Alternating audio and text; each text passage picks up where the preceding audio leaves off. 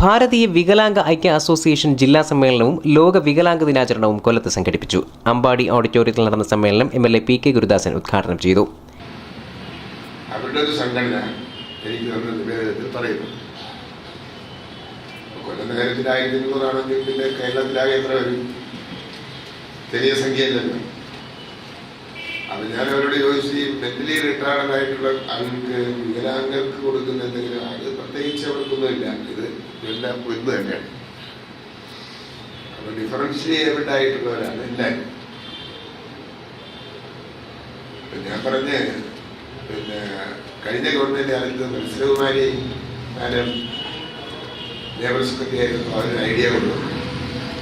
വികലാംഗ pension bank വഴി വിതരണം ചെയ്യുന്ന സർക്കാർ തീരുമാനം പുനഃപരിശോധിക്കണമെന്ന് യോഗം ആവശ്യപ്പെട്ടു. പോസ്റ്റ് ഓഫീസ് വഴിയാണ് നിലവിൽ പെൻഷൻ വിതരണം ചെയ്യുന്നത്. ഈ രീതി തുടരണമെന്ന് സമ്മേളനത്തിൽ ഉയർന്ന ആവശ്യം മുഖ്യമന്ത്രിയുടെ ശ്രദ്ധയിൽപ്പെടുത്തുമെന്ന് PK ഗുരുദാസൻ പറഞ്ഞു. സംഘടനാ ജനറൽ സെക്രട്ടറി ചാത്തന്നൂർ ഗോപാലകൃഷ്ണൻ സ്വാഗതം പറഞ്ഞു.